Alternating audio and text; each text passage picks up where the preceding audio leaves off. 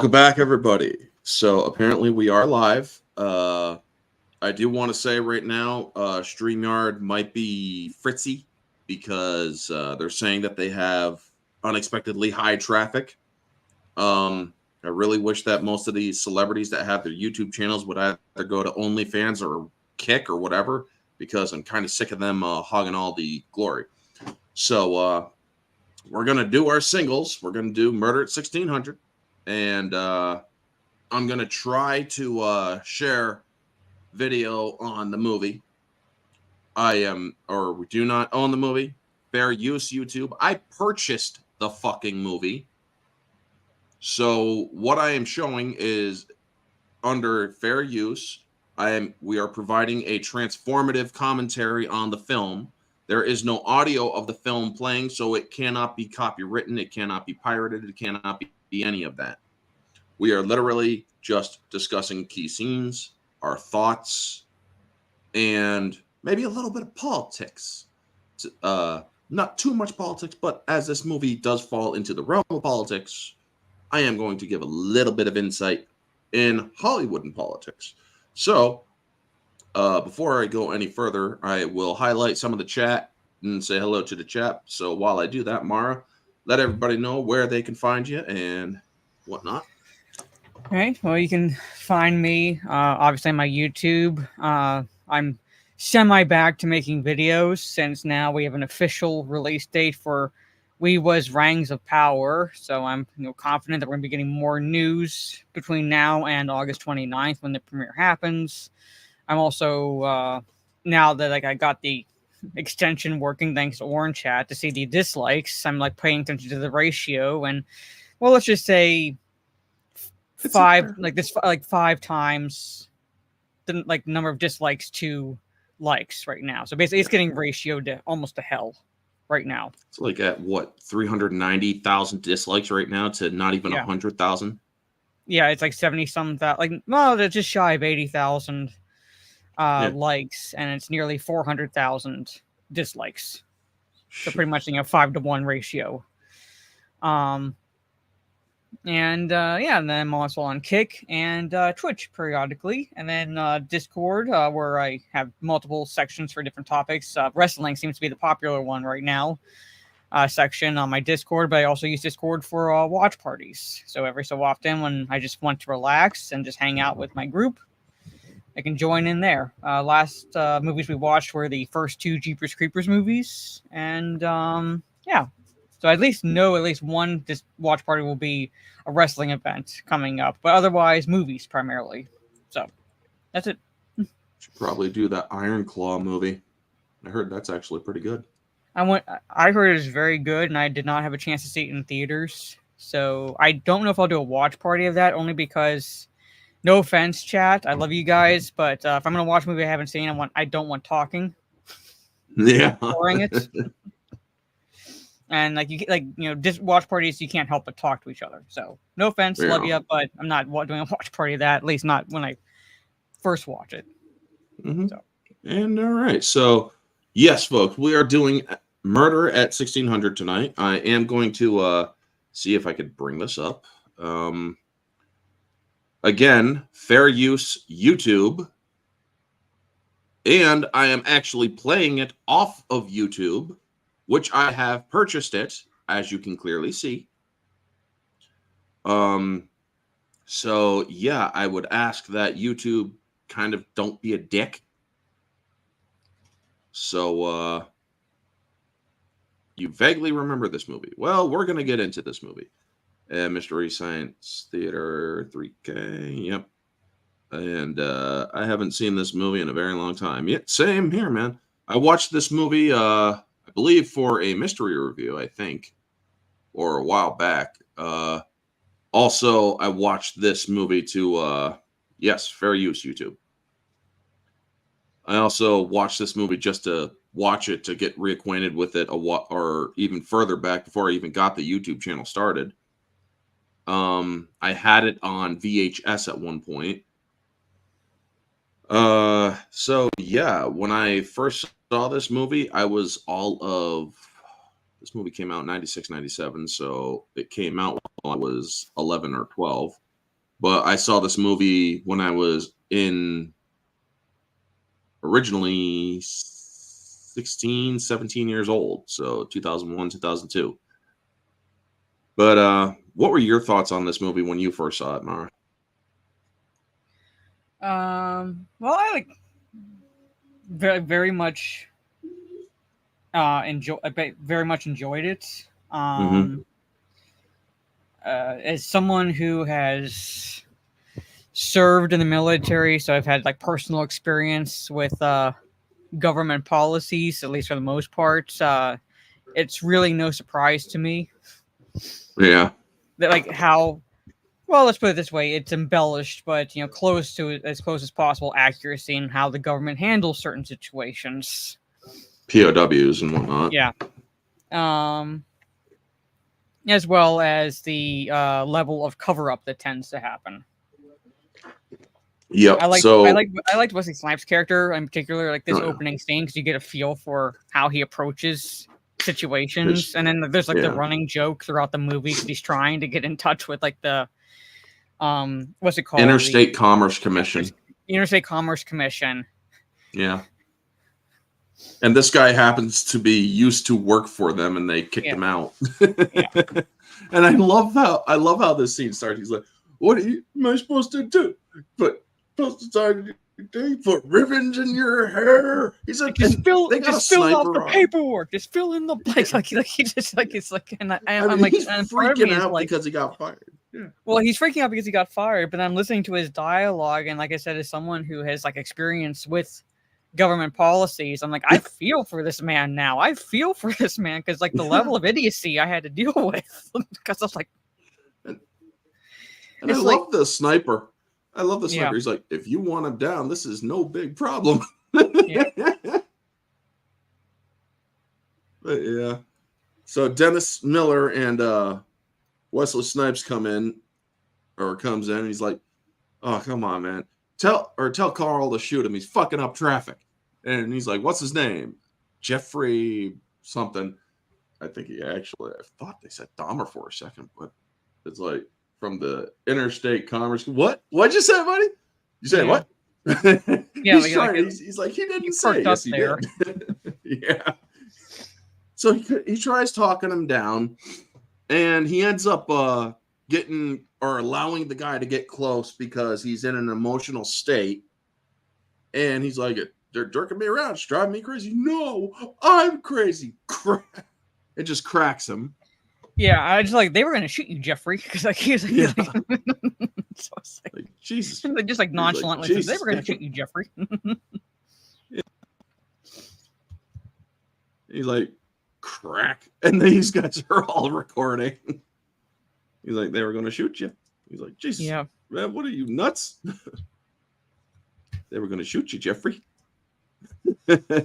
Dennis Miller, man. So we can't exactly go to the next scene because, well, it is rather explicit, shall we say. And this woman finds a dead body in the White House. The woman who was in the last scene having sex with some unknown stranger while the founding fathers watch from their portraits. And apparently she got really turned on from it. I'm guessing they were actually in the Oval Office because of the presidential seal in the middle of the room. Mm-hmm.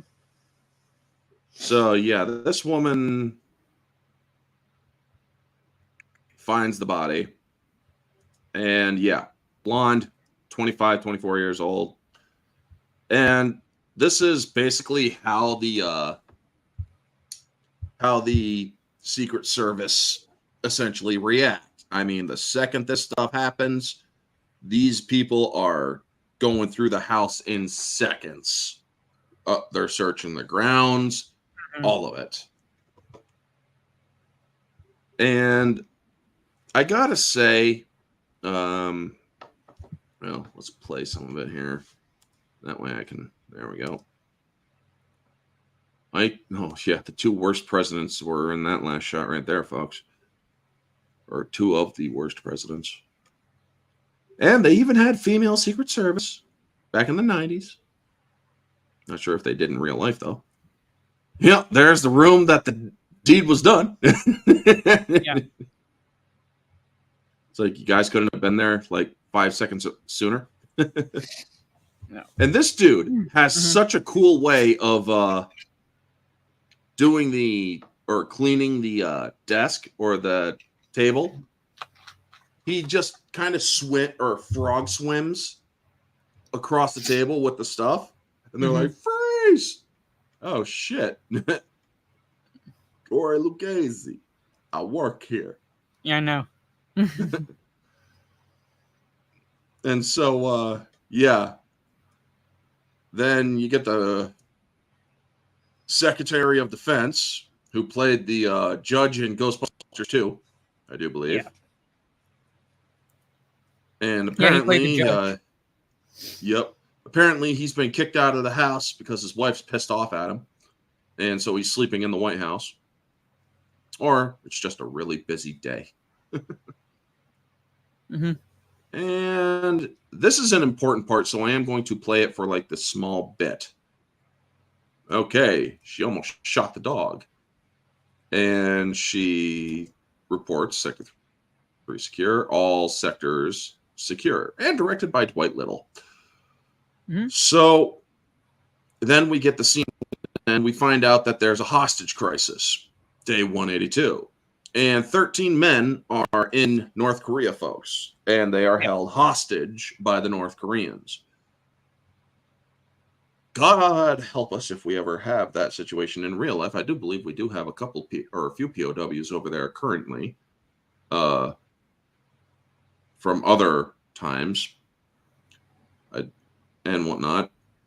And I do believe the president from our current administration, previous to the current one, Trump, actually negotiated release of a couple of them, if I do remember correctly. But yeah, this president, he's not in this movie. He's not he's inept. He's not doing anything or the people feel he doesn't want, or he's not doing anything to get these people back.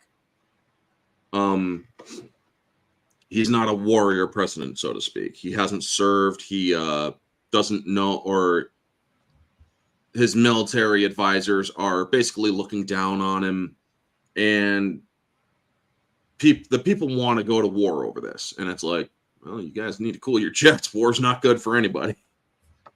I mean, take a look at what's going on in our own world right now. Re-engagement.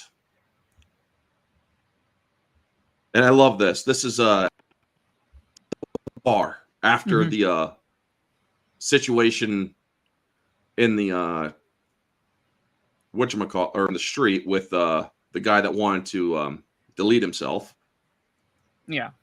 And I love this, man. He's like, or Dennis Leary's talking about the intricacies of numbers, and he's like, 2 drinks a day. Dennis Miller. Or yeah, Dennis Miller. Yeah. Well, I believe Miller, it's a Republican. Yeah. And he's like, oh yeah, Dick Jones is president. Yeah, it's Ronnie Cox as the president. He wanted to shoot the president in one movie. Well, the president of OCP in one movie, and then he plays the president in this movie. But I love the intricacy of numbers, folks. 2 drinks a day, healthy. 3, an alcoholic. That's your 3rd. Yeah, hit me again, man. I love this. So he then gets we then see Regis get the call. He's like, yeah, I got a suit and a tie. 1600, what? You know. And it's like, oh shit, dude, what? You just got called to where? You're a homicide detective. So yeah. He has to get pulled in.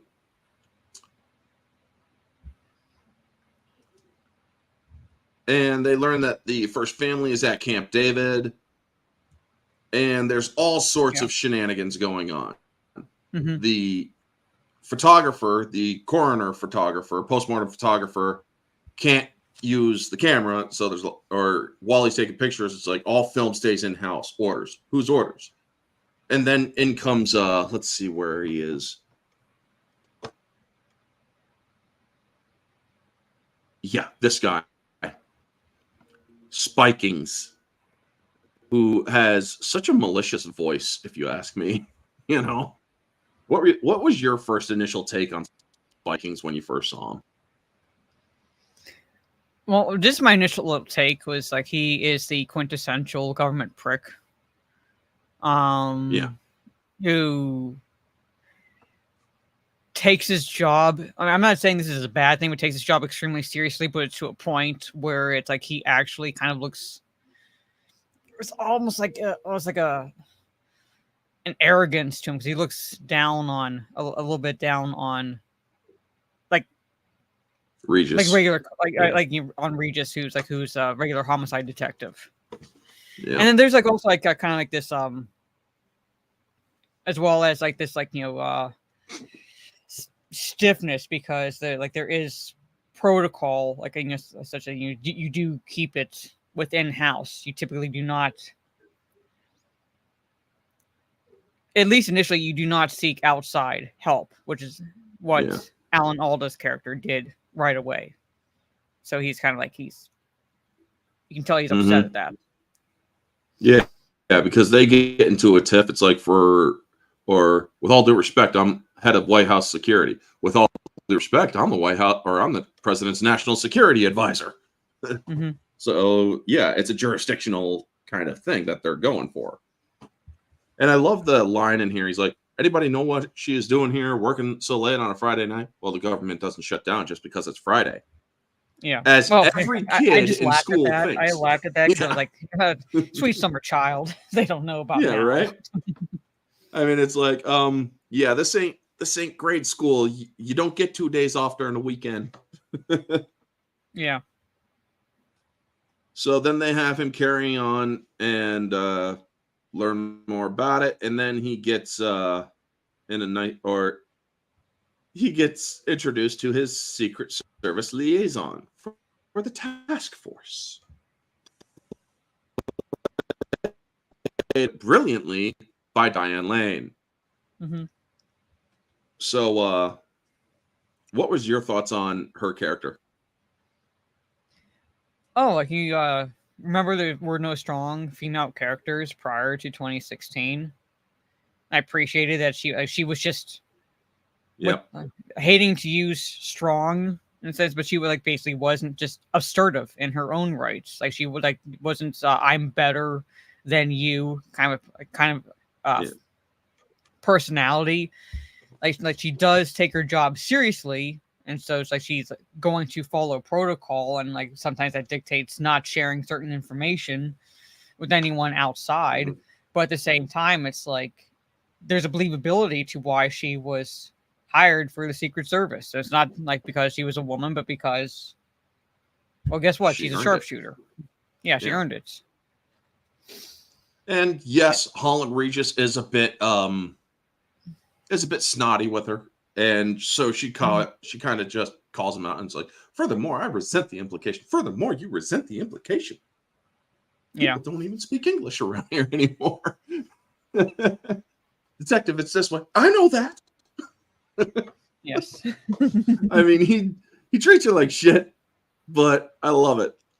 I mean, it works because this is federal versus state when it comes to this, folks.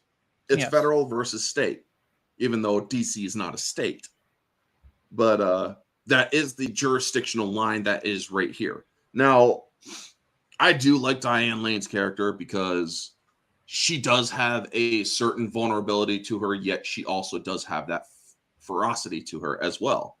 She is playing a Secret Service agent, so you gotta have that intensity, yet you also can have the femininity as well. And she's able to provide both, and yet she also does it very well. So carrying on, I mean, there is so much going on here that they find a film reel at Carla Town's condo or apartment, and the body's found, and that's when he figures out, he's like, the body's found at this time, and the feds show up 15 minutes later. How do they do that? Yeah. So you figure that there's a whole bunch of shit going on, you know? Now, a Well, fun thing that you things guys aren't want adding up. Things aren't adding up in terms of, at least initially, in terms of timeline, which to. raises questions. Yeah. Fun thing that why isn't this damn light on? A fun thing that a lot of people don't realize. Well, a lot of people probably do realize, but don't because it's not really directly said in entertainment, folks. When it comes to Hollywood, if there is a political stance movie, if there is anything that is political, like actual politics, good guys are Democrats, bad guys are Republicans. And that is literally an unspoken and unwritten truth in Hollywood. So this president, particularly yeah, nowadays. and yes, particularly nowadays, if you look at a lot of the language that they use in shows like Bones, which takes place in Washington D.C. with David Boreanaz and I think it's Zoe Deschanel, or no, the other Deschanel. Yeah, The other one, yeah. Anyway, they actually did not like each other. No, they didn't. But yeah, the thing is, in these shows, and if you watch shows spanning from 2000 to 2000 or to now, all these shows love to say what our government isn't, which is a democracy. We're a republic, folks. We're a constitutional republic. Mm-hmm. Now, if you look at movies, which I just recently watched a movie called The Man Who Shot Liberty Valance today. Oh, I love that movie. I immensely enjoyed it. It's like we need to put that movie in school for kids to watch because they actually talk about our government, the rights of the people, our government being a republic, and all sorts of stuff. Because nowadays you will not see a show that calls the United States government a republic. Mm-hmm. I'm watching Sleepy Hollow with my mom because we like to watch different shows like House, Sleepy Hollow, Bones, and other shows that we've been watching. And any show that does have any sort of a political thing, they call it a democracy. Oh, democracy is so great and worshiping democracy and yada, yada, yada. It's absurd to the highest degree. But yes, in this movie, the president is a Democrat. And Alan Alda's character happens to be a Republican, mm-hmm. even though he is working for the president. But back then, they actually did have the bipartisan people working for the president, or they did bipartisan across the aisle hiring.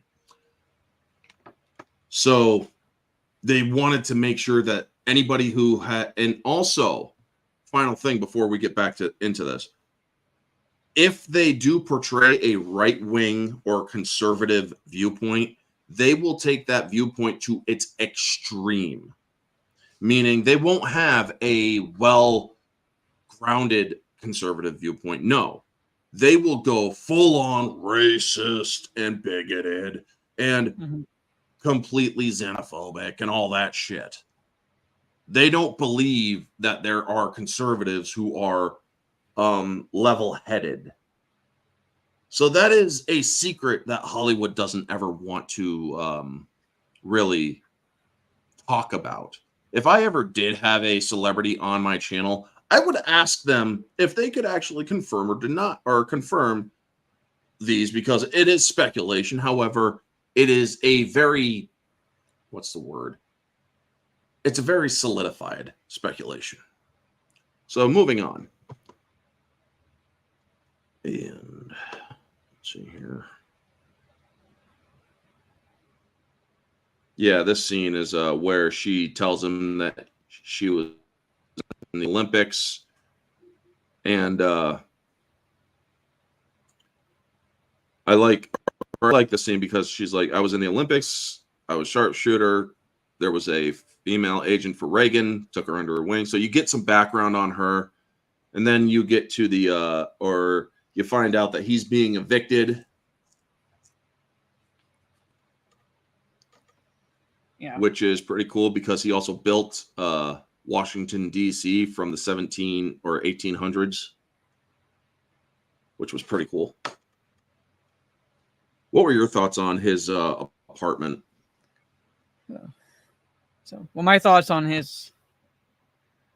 So, well, actually, I thought like the apartment itself just plays into the kind of like the running.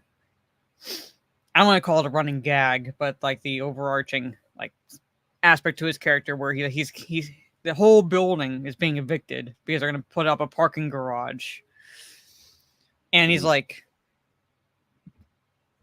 all the other tenants are expecting him to be able to do something just because he's a cop. Yeah. Which is like what he's been trying to do. But this I loved because I love how it plays into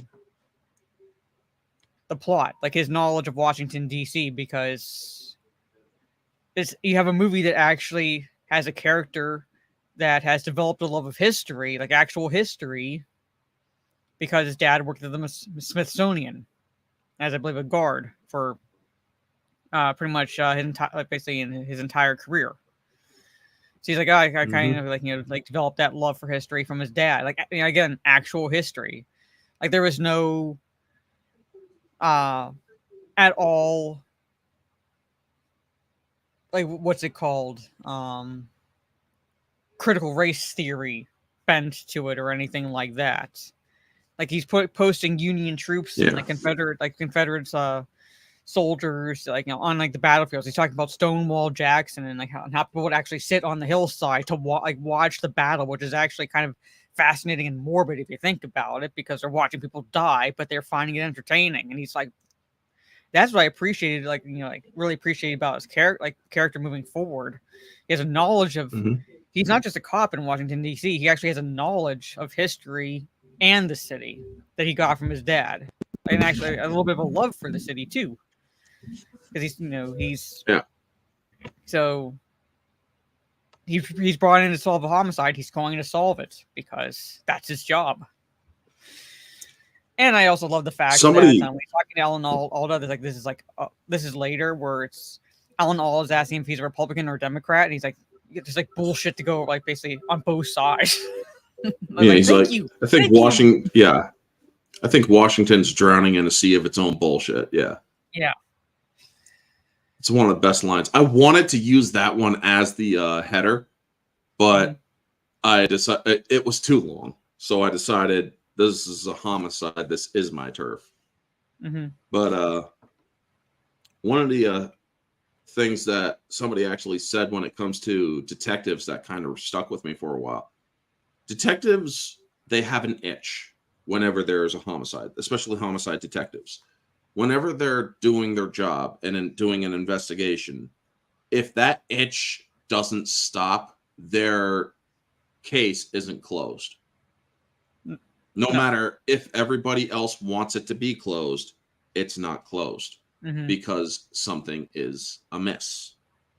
And that is basically true for this entire movie. The White House wants the damn case closed. So they actually frame somebody to try to close the case quick and get Regis out of there. And that's what I think is actually kind of interesting. Now here, they kind of play their hand a little bit, showing that they have the film roll that they had developed. And I love how she's like, where'd you find these? And he doesn't tell her at all. He's like, just looks at her like, Yeah. And we learned a couple of key things. She had a Hertz rent-a-car. She had Craig Nisker and Associates appointment in New York and other stuff that she was basically buying herself a new life. So there's a bunch of stuff going on that is essentially, to us, we know it's misleading to throw people off of the investigation. Now let's skip the we got to skip the autopsy. So from 21 to 22. And now we see that the president is at Camp David. And he's about to bat right-handed, but he switches to left. And this is something that is important because the autopsy just said the blows were from the left. So the president just became suspect because now he swings a baseball bat in a golf club with his left. Yeah. So it basically makes him a suspect because it strongly implies that he is ambidextrous. Mm-hmm. And then, as I was saying, they wanted to get the case closed quickly, so they basically show Holland Regis tapes of Corey Lucchese, who was cleaning the desk that the Secret Service found, and they say that one of his buttons from his shirt was found in the woman's lavatory where the body was found, and it's like, how did that happen? And even I like how even Diane Lane's character calls it. It's like that was labeled to be found in the dining room. How did it end up in the lavatory? Yeah. I don't know. I must have labeled it wrong. You just fucking put an innocent man in prison, or getting ready to fry an innocent man here. Pretty much. I mean, I'm with Diane Lane. All for the sake of cover-up. All for the sake of cover-up and just move along. Nothing to see here. Yep. I could never work in any sort of situation like that. I am too freaking honest. If they try to do something underhanded like that, no, I could never go along with it. They would either have to burn me or kill me because, like, nope, I can't do this. Mm-hmm. And there's no way I'm going to turn my back on it either. And so they investigate him, or they interrogate him here. And they also learned that if she ever worked late, the Secret Service guys would always drive her home. So it's like, this is interesting. Why are they driving her home if she has or if she's getting ready to go out of town with a Hertz rent-a-car? Why can't she just drive herself? So we then come to this scene. Case is closed, and well, now let's see here. Yeah, he's fine, or Regis found a piece of his model was askew, rider and the horse, and then he also found a screw on the floor from above, and so he's searching his house because he knows that somebody's there. Yeah. And I love like when he's like ordering the assailant to like show himself. He's like, I don't want to stain my linen. Like meaning like don't make me shoot you. Yeah. I don't want to have to get the blood out. Yeah, he's like, come on, don't make me stain my linen. And so then he finds a transmitter in his house. He finds a recording device in his house. So he's been bugged essentially by the government. And even if he does push it, they ain't going to prosecute. No. Even his boss is like, you know, like, are you that surprised? It's the fucking government. Of course they're going to bug you. Yeah. And this shows that these people are actually listening in to his boss and him talking. And he's like, go back and take another look at it, but don't come back or don't make any noise until you have something concrete. So then I like how he looks at the picture, and we see right here that, well, somebody's in the dang picture that doesn't have a bathing suit on. Mm-hmm. So then we learned that Secret Service was on the boat. And let's see if I can get it up here. Oh, yeah. He kind of overtalks up the Speaker of the House. It's like, do you ever speak to anybody at the Interstate Commerce Commission? Yeah. It's like he just won't let it go. I don't blame him, but he's like, so can you? No, I agree. And let's see if I can get. then Diane Lane's character notices him, like, oh shit. Yep. He's here, and I love all like he's trying to figure out which Secret Service individual it is, and he's like, you either tell me or I find out loudly. Yeah, the loud way. And he's like, yes. All right, fine, fuck it. And he goes to move in to do it too. And it's like, who is it? Burton Cash. Who's he assigned to? Kyle Neal. What? Yeah. It's like, so Carla Town and Kyle Neal were having sex in the White House. Yes. And Kyle Neal is the president's son, by the way, chat.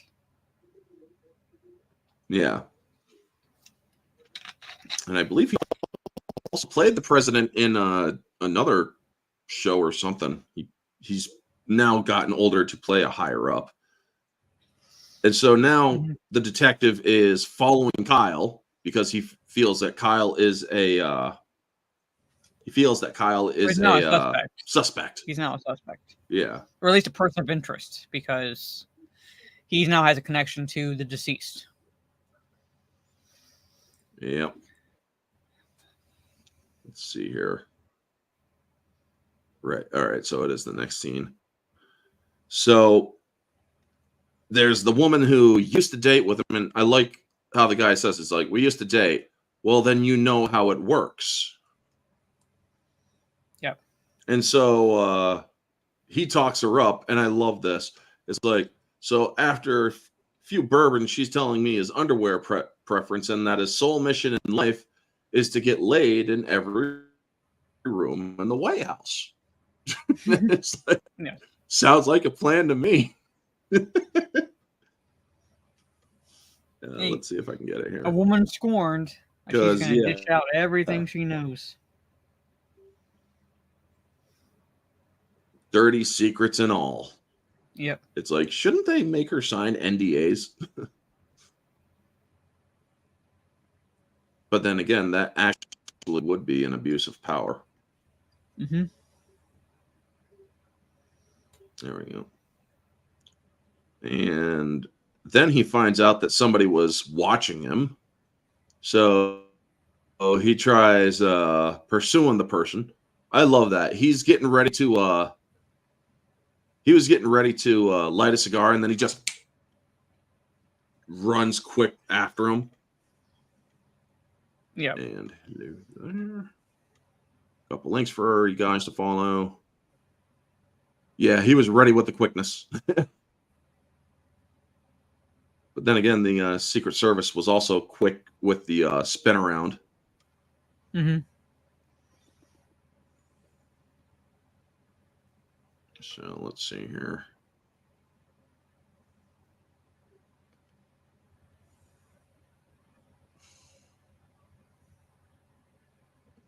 So then he goes to her house and she's like, why'd you come here? Well, he shows her a picture of her with Kyle Neal in Brazil.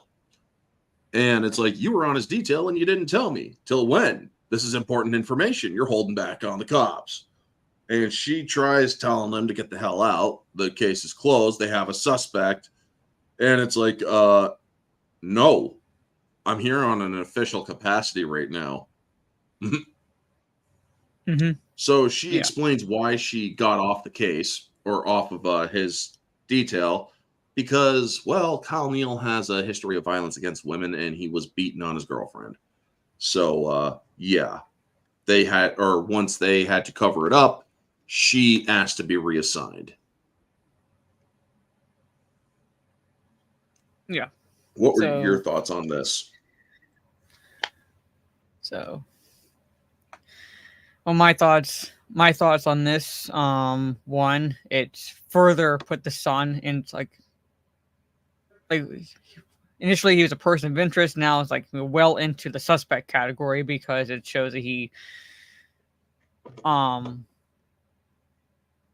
don't want to say he's an abuser necessarily, but that he has a a violent streak, or can have one, based on like how she's describing the situation, and two, that she actually has integrity.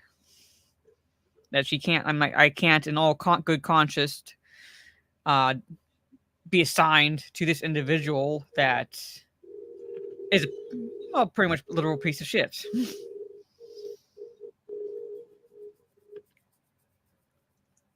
And you see, so like, the next the cracks like forming, because like up until this point, she's still like, she's Secret Service, so she does have that loyalty. But like now she's starting to even question like should she remain loyal to this entity that is now repeatedly demonstrating how far they are willing to go, even to a point where it's like they're gonna let an innocent man go down for something he didn't do, just to save face. Yeah. And so the next scene has her putting something into the Carla Town effects, which was apparently some evidence and whatnot. And she actually starts taking out evidence to investigate for Regis because, well, she can't let it go either because he's kind of put that seed in her head. And she ends up getting called down to the principal's office, basically, where Spikings is saying, the case is closed. We have a suspect. Hall and Regis, you'd tell us if he was basically tried to contact you in any way, and how it might look, what people might think for people like us as a team. And I like this. She turns it right around. Why is the door shut? Excuse me. And why are her hands on me? Yes. It's like, holy shit, man. Because if anybody walked in here, I'd be afraid of how it might look, what people might think. As a team, this day and age, they might get the wrong idea. It's like, oh shit. Yep. Turns it right back on him. Oh yeah, but she adds that in there, and it's like, oh damn. So then they found out that she went through the effects, and so she's getting chased by the other Secret Service. And yes, one thing I will say, she can run. I mean, let's see if I can get it here. Even though she was a sharpshooter in the Olympics, basically that's set up that she is athletic. Mm-hmm.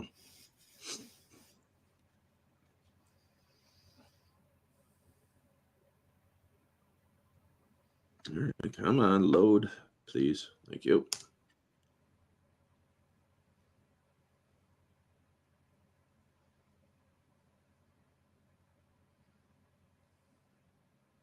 And she's running in heeled shoes, folks.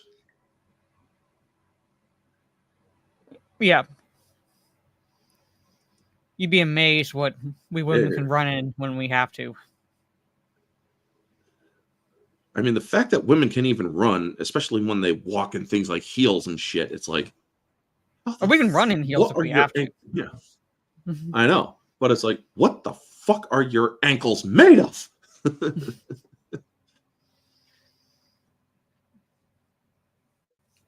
Hey. And I don't wear heels often, but hey, it makes our butts look better, so we're gonna wear them. Heels make your butts look better? Interesting. Yeah. It kind of because it basically tightens. Oh.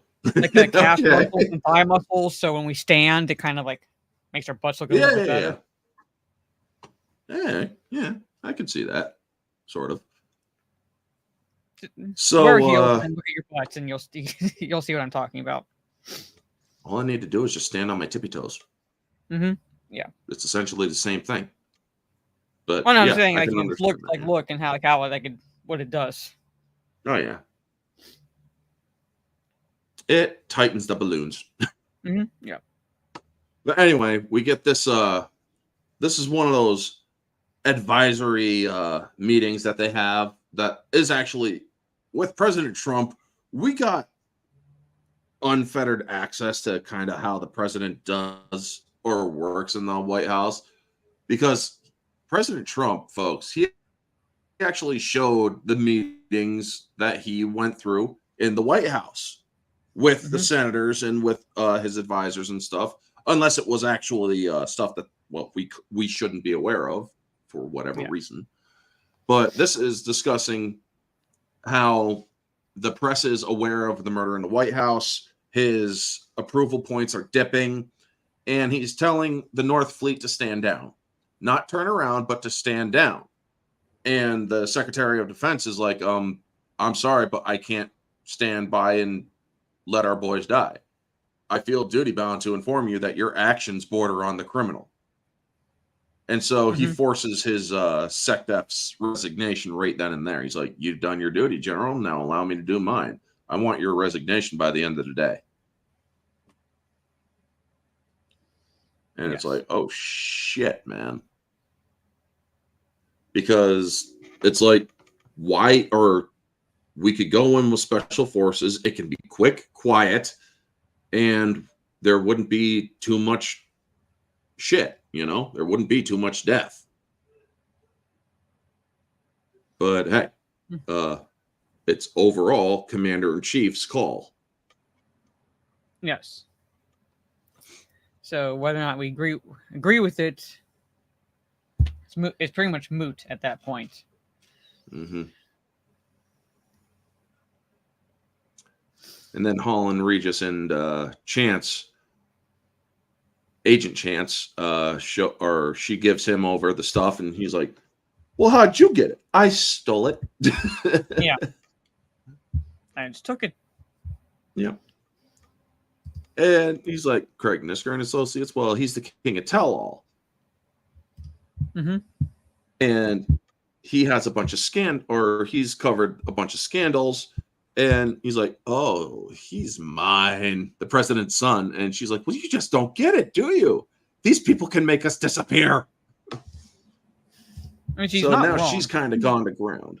Yeah. Yeah. Very true. She's not. But, yeah. I like her with her, or I like how she looks with her hair down. She actually looks quite nice with it. And so the president's son is in college, and he gets a message. You killed her. Meet alone. No Secret Service, essentially. And, well, I love this whole scene. It's like, what's the matter, Mr. Neal? Have a date? Yeah, that's very funny. Yeah. Have a date? Yep. Very funny. No, yeah. Yeah, and this case, originally... in this instance, the son is smart. That goes back to his place. Kisses what I assume is his, well, I don't know if they're married, but girlfriend. And he's like, I need to borrow your car. Because he knows that these assholes here are waiting to see if his car leaves. Yep. He's like, he's got to ditch his details. So I love how he goes up, starts kissing on her and whatnot. They basically think, okay, booty call, we're going to be here a while. Yeah. And then it's like, I just need your car, right? Yeah. And also, did you know that the president's son can carry a gun? I mean, he does have a, when Regis encounters him, basically, because it's Regis is the one that sends a message. I'm like, I don't exactly blame the son, because now he's saying, like, Regis is going, like, why'd you come then? Like, well, I want to, like, find out why I'm being framed. Yep. And he's like, yeah, I read the newspapers. Or one-way ticket to New York and a Hertz rent-a-car. Yeah, so, well, Carla Town didn't have a driver's license. Plot thickens. Yes. Didn't, like... Oh, shit. Didn't have a driver's license, so she would not have been able to rent a car. And even then, even if someone tried renting it for her, they would not be able to do, because, again, she does not have a license. Yep. And then Agent Chance sees footage of Kyle Neal at Camp David, or the president and the family at Camp David, with the dog. And so she's like, okay. oh shit, what the fuck? I could have sworn I almost shot that dog. Yeah. Which says that no, they said, and then now the plot thickens even further because she's like, that means like the fact that I nearly shot the dog and they don't go anywhere without their dog tells me that they were on the grounds. Yep, they were in-house when the body was found and when the murder went down. They smuggled them out to get them away from any scandal. Folks, there are some famous lines in movies. You will never find a more wretched hive of scum and villainy. And also people who call Washington a snake pit and all sorts of stuff. It's all perfect descriptions of Washington, D.C. because there is so much duplicitousness. There is so much, I mean, Honest Abe was the last bastion of honesty in Washington, D.C. And then it just became a complete den of lies, you know? Mm-hmm. I mean, these two are basically, are talking to about it and whatnot. And they're being watched. And let's see here. They end up getting chased because the Secret Service shows up to arrest both of them. Let's see here. Oh, yeah. This scene here, folks, where she shoots out the or where they shoot out a gas tank and then they shoot out, or she shoots out the light to the helicopter here. Mm-hmm. I'm going to show this scene because a little bit of it, because there is a major fucking error. Let's see here.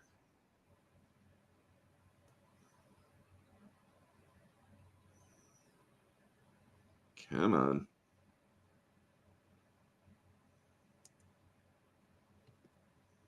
Let's see here.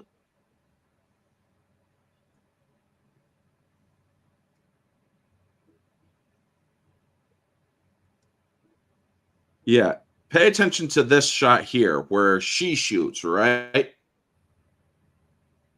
And then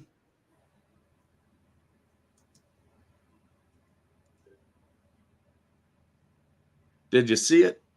Where she's shooting at the thing, and then they show the same shot of her shooting at the gas tank, but she's supposed to be shooting up at the helicopter. You have to take it back a little bit. Cause... Yeah. Yeah, right here. In this bit here, she's supposed to be shooting at the helicopter. So let me play it, and she takes a shot here. Then there you go. There's the helicopter light out. But that was the scene of her actually shooting at the car. So it's like, oh shit. It's a nice little technical goof or continuity goof. And so now next, Alan Alda, after his time in Korea, I believe it was Korea, which MASH was a part of. Yeah. And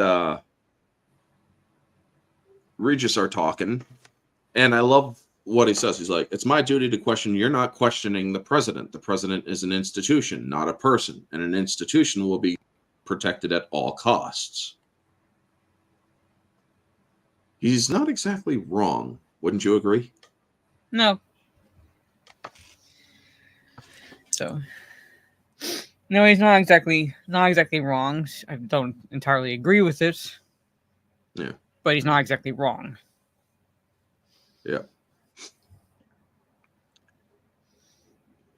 And then I love the Harvard did a study. He could measure a person's longevity by the first thing they turn to in the morning paper. Well, I'm an obituary man. Start with the comics, you'll live longer. Yeah. But that's also a hint for him because Let's see here if I can get it on the right shot. Yeah, he goes to the get the morning paper, to the comics. And oh, okay. Now we're getting somewhere. What could we or he be seeing? Minutes before her death. Yeah.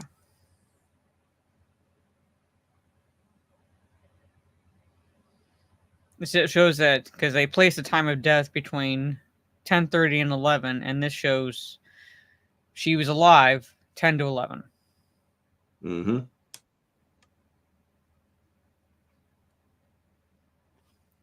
And now the Secret Service are like, oh shit. Yeah. It's like, if she was alive at 10:49, that means that it doesn't change a damn thing about Lucchese. Nobody saw him until 11:02. That gave him 13 minutes to do the job. And it's like, he's not that can't fast. let it go. No, he can't. Just can't let it go. And I'm like, no matter how good, you think he would be, nope, couldn't do it that fast, and get back to where they found him. And then even Holland Regis is finding out even more unraveling of the story that the alibi was bullshit. It's like, why would you call for an AC installation 2 days after you're gone? I don't know. Maybe she forgot, but she just ordered it the day before. Yeah. So wouldn't forget. No. So no, that does not make any sense. She would not leave the country. Yeah. Not just would not leave the country. She would not leave with the intention of not returning. Yeah.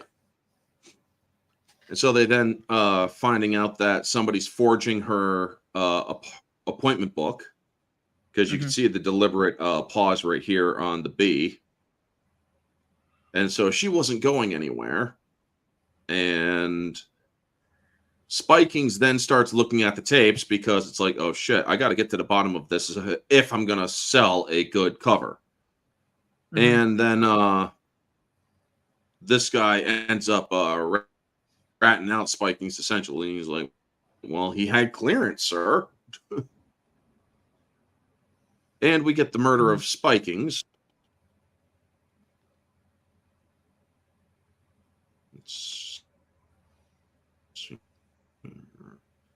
Now, this whole scene, I love this scene because it's like we get to see Wesley Snipes. Let's see here. I want to get the right shot because Spikings gets killed in his own home. Yeah, as much of an uptight prick as Spikings is,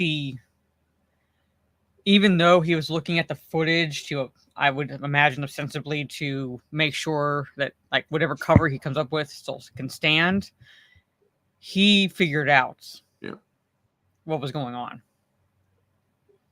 Yeah. Because you could tell that when he was talking to Regis, that he wanted to say something. Yeah. But you could tell that he was fighting his sworn duty at the same time.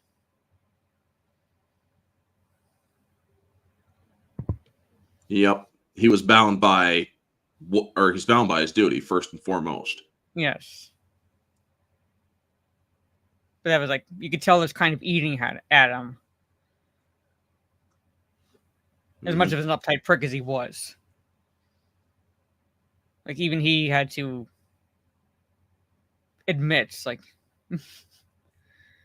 he whooped their asses. Yeah.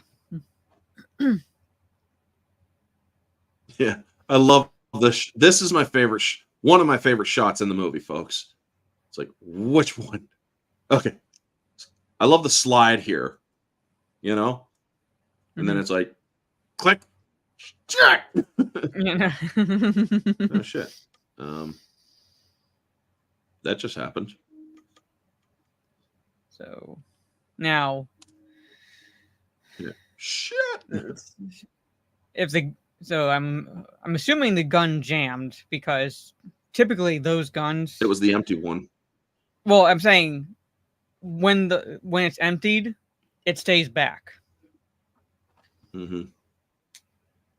All right, when you're like making sure a round is chambered, that top part of the gun will stay back when a gun is empty. Yeah. So technically, he would have been able to tell which one was empty or not, based on that fact.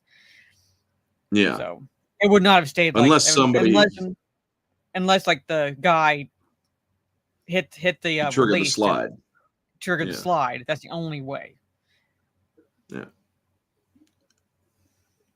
So after the shooting at Spikings and what's her name getting her one chance to show that she's a good shooter and misses. Mm-hmm. I thought you were a sharpshooter. Save it. Yes. I love that. Save it. Let's just get the fuck out of here. Well, now Jordan has no choice but to play his card, which is to show that Kyle Neal killed Carla Town. Mm-hmm. And that he's like, there must be an explanation. Nope, there isn't. So there's only one way that you can save your son and come out of this all right. And that's your resignation. And he's like, I don't know why you're so surprised, Jack, because he kind of shows even more of his smarminess. He's like, Tully wasn't even half correct when he called it criminal because we didn't go in guns blazing. You thought that would get our boys back? And he's like, you have failed, Mr. President. You have failed your country pitifully. Yes. And there's a line in that scene, folks, that is completely fitting to our current president.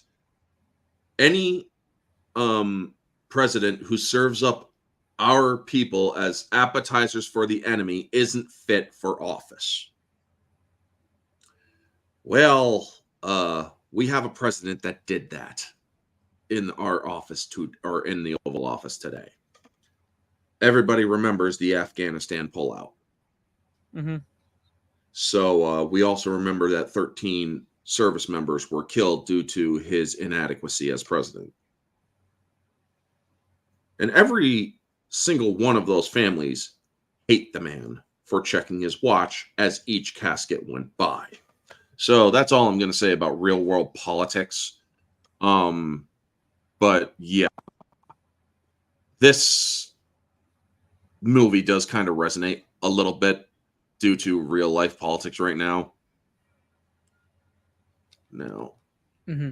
And while this is going on, we find out that Jordan is responsible for the whole damn thing. And I love this guy that he's trying to sell. He's just trying to do his job, right? He's just trying to do his job selling VCRs. That tells you how old this movie is. Sell these like models. I'm like, oh my god. Like, ask for Jack. Holy shit, they're all, yeah. Just ask for Jack.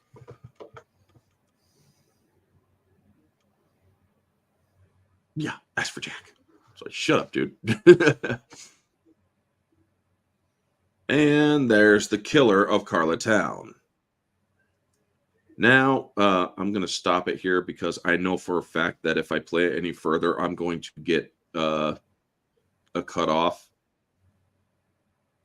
So they now found out there was 31 people reported by Spikings to be in the White House during the time of the murder. And then he asks for a list and it only has 30 names on it. And so she's like, well, Spikings is mistaken. The count is 30 in-house. Verified. Well, it turns out that was the 31st name. Yeah. And to make matters worse,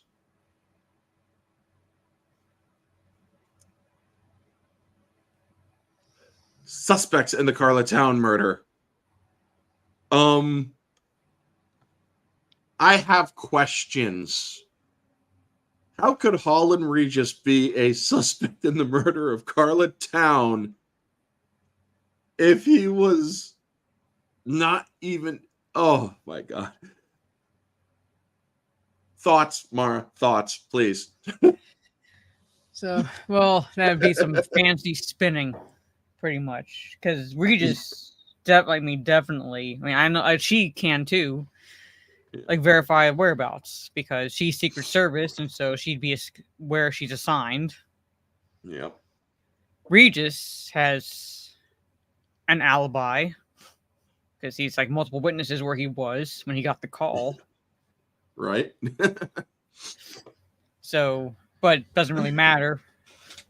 Yeah, because now they've just been put on the radar. They know it won't stick, but they want them out of the way at least for the next few hours, essentially. Yeah. I mean, it's like this just won't fly.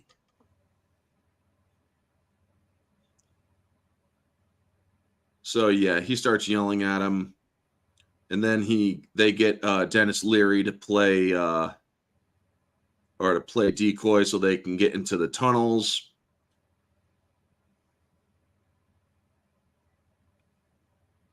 And it's like, hey, isn't this the place where the senator laid the wood to that stripper? What the fuck, man? Like it's not like he's reading it like like one of those like those Hollywood homes maps, like you can do those tours in California. It's like not on my map. Like he's looking around like he's like he's sightseeing. Yeah, he's like, it wasn't on my guide map. Yeah. Perverted things everywhere, and the feds are looking for victims. Yeah, right. Hey, Conroy Riker, good to see you. So we get into the tunnels. The tunnels, folks, the tunnels. And the killer of Carla Town's on the case to kill these guys.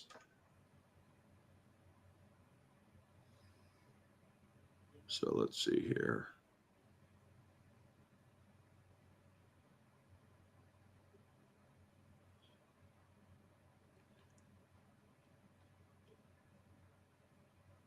So now the president's getting ready to resign, and I like how they kind of do like a last mile. Mm-hmm. It's like, okay, we're going to walk you through here. We're going to walk you through there. We're going to walk you through there so that you can do your resignation. I mean, it's almost like he's doing his last, or it's like he's almost doing his last mile for an execution. Well, in a way, it kind of is, because he's pretty much falling on the sword. Because he thinks he's protecting his son. Yep. So in a way, it is kind of like walking to his execution. Yeah. So for those of you who don't know, those briefcases that a couple of those agents were carrying, those are what are known as transfer codes and transfer documents for president to vice president. Back then, they had a thing called the football, which is the one agent with handcuffed to a briefcase that carries nuclear launch codes. And they actually did exist, folks, the football guy. Except that nowadays, I do believe that it is an obsolete practice. Because you never really hear anything about it nowadays. Mm-hmm. Yeah. Now, I love this set here. It's like this place swarms with agents in like 60 seconds. And I'm thinking to myself, well, okay, work it to your advantage.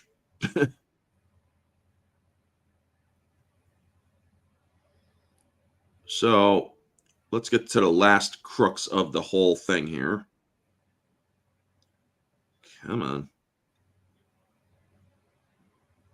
I mean, I love the fight in the elevator, but we can't really show everything anymore, folks. No.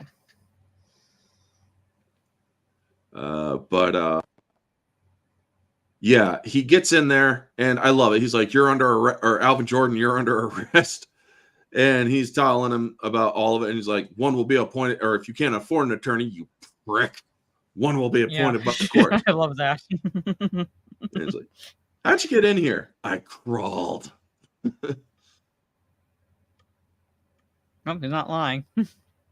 Yeah. And she's been captured. And so he's explaining the whole situation. And it's like, it's the tape's in my back, the one that shows him on tape bringing the guy in to murder Carla Town. Mm-hmm. And I'm thinking to myself, I am surprised that tape is even able to play, considering he was getting choked in the tunnels underwater. So it is kind of interesting. Yeah. Well, I mean, Hollywood magic, basically. Yeah. And I love this. Okay, what's about to happen? Arrest him. What? Yeah, I know. It's like, not him. Not him. Him. And so all pretense is then dropped. Alvin tells him, he's like, I think Teddy Roosevelt said it best. If I must choose between righteousness and peace, I choose righteousness. Except that it was used in a wildly different context when Teddy Roosevelt said it, folks. It was not used to justify murder.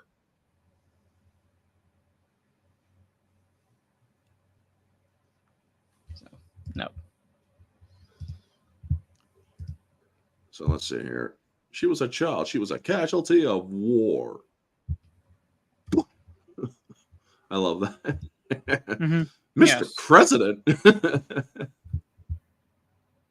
So let's see here. Get him out of here. And as all Secret Service agents are aware, what she does here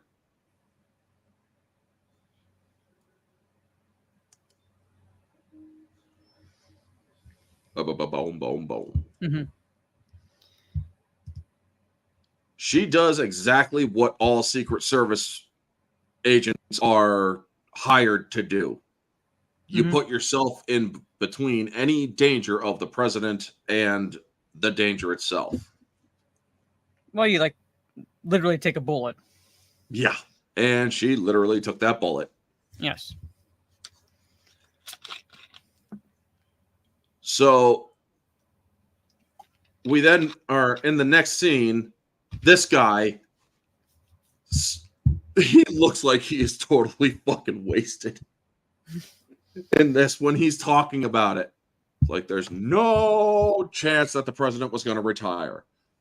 Yeah. And then they spin it, and it's like, in that same gun battle, senior Secret Service agent Nick Spikings and or bad guy, what's his name, Alan Alda's character, were also killed.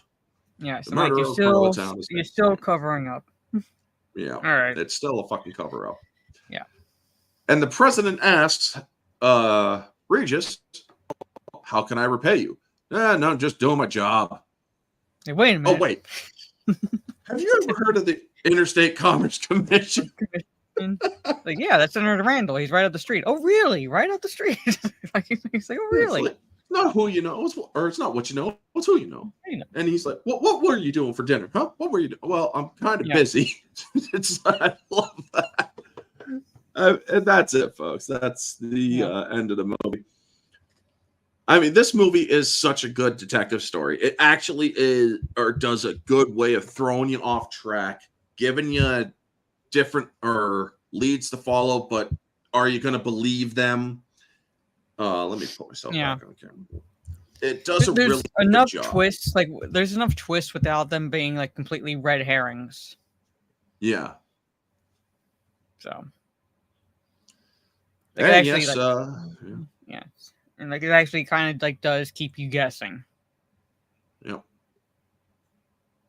Yeah, the president went off. Yeah. They shot Hawkeye. Yeah. But yeah, how would you rate this movie? Objectively, I would rate this movie an 8 out of 10. Like some nitpicks here and there, but for the most part, like I said, it's a